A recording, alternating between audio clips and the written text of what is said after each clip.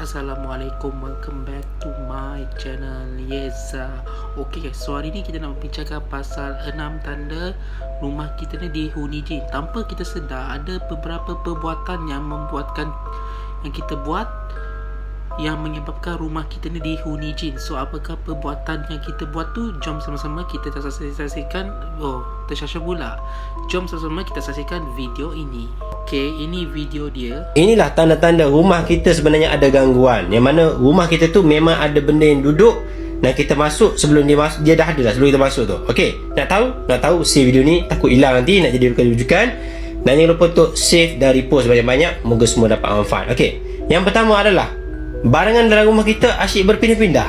Letak Okey, yang pertama sekali, barangan kita asyik berpindah-pindah. Contohnya macam sejarah kita boleh bergerak sendiri, ataupun sejarah kita boleh terbang, ataupun bila kita letak gelas ke apa ke anything semua yang kita letak atas tu tiba-tiba bergerak lah apalah. Itu salah satu tanda-tanda rumah kita tu dihuni jin.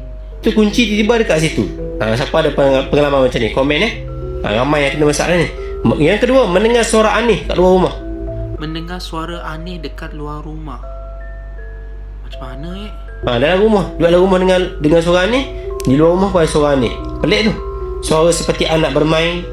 Ataupun yang Okay, macam aku sendiri terdengar suara macam orang kata apa namanya, bunyi jiran sebelah, bunyi notification message jiran sebelah. Itu aku dengar.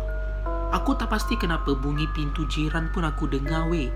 Sebab rumah kita orang ni kan rumah teres. So kebiasaannya, oh my god, aku tak tahu nak cakap macam mana. Sebab kebiasaannya rumah jiran aku ni, diorang pun hempas pintu. So bila diorang hempas tu, kita sendiri pun boleh terdengar juga. Okay, next kita tengok. 3, anak kecil sering menampak kelibat dalam rumah. Okey, anak kecil sering mendapat kelibat dalam rumah. Contohnya macam dia nampak benda-benda something yang kita tak sepatutnya kita nampak lah. Contohnya macam jin lah, apalah. Itu sebenarnya yang diorang sendiri akan nampak, yang kita sendiri tak akan nampak. Itu daripada mata diorang sendiri. Boleh jadi juga. Yang keempat, penghuni rumah kerak emosi. Rasa okey je macam rumah tangga kan. Baik je dengan suami kat luar, tiba dalam rumah jadi panas je. Yang keenam ramai orang alami ni. Kerak. Okey, kebiasaannya macam aku sendiri pun, dia macam dekat luar okey, bila masuk dia dalam rumah dia rasa macam rimas lah, rasa macam stres betul lah duduk rumah ni. Tapi kalau kita stres duduk rumah waktu PKP tu lain cerita lah mat. Itu kita stres yang lain daripada yang lain. Yang ni stres dia macam kau rasa tak senang hati, rasa macam nak ni lah apalah, tak puas hati dengan orang sekeliling kau. Lebih kurang macam tu lah. Ditindih. Kamu ada yang mana komen? Nanti saya akan respon macam mana nak atasi. Okey? Follow. Inilah tanda. Okey, so itu sebenarnya tanda-tanda rumah kita ni dihuni jin. Yang paling last sekali kerap ditindih lah. So far aku tak pernah aku memang ada masa pernah kena tindih, tapi tak selalu lah. Lebih kurang macam tu. Kita tengok komen jap.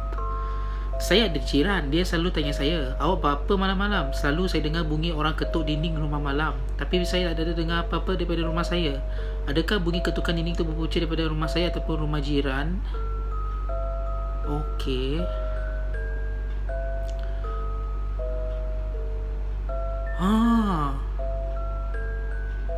Bunyi ketukan dinding, kan aku cakap, aku sendiri pun pernah mengalami juga.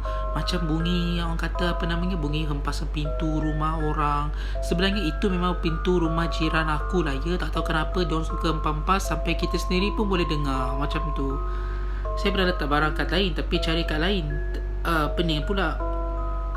Okey, dulu pernah kena ganggu. Sejak pindah rumah arwah tu 3 bulan tinggal kosong. Lepas pindah ada dengar bunyi dari luar, heret sesuatu. Dengar buka kereta tapi kunci, bunyi tabur pasir, ketuk pintu dapur. Kena tindih. Nak cakap tak boleh, tapi sekarang 22 tahun dah tinggal sini, dah tak ada gangguan dah. Alhamdulillah. Salam ke semua tanda ada. Tuan rumah dan jiran tegur rumah saya sentiasa macam ramai orang. Walau saya tak ada kat rumah pun. Family saya dah sampai berantakan ustaz, tapi saya tetap bertahan. Okey. Barang saya selalu hilang, tapi selang beberapa hari barang tu ada semula. Padahal banyak kali duk cari kat situ. Rasanya mungkin anda tidak tahu di mana anda letak lah ya. Berkemungkinan macam itu. Tengok lagi.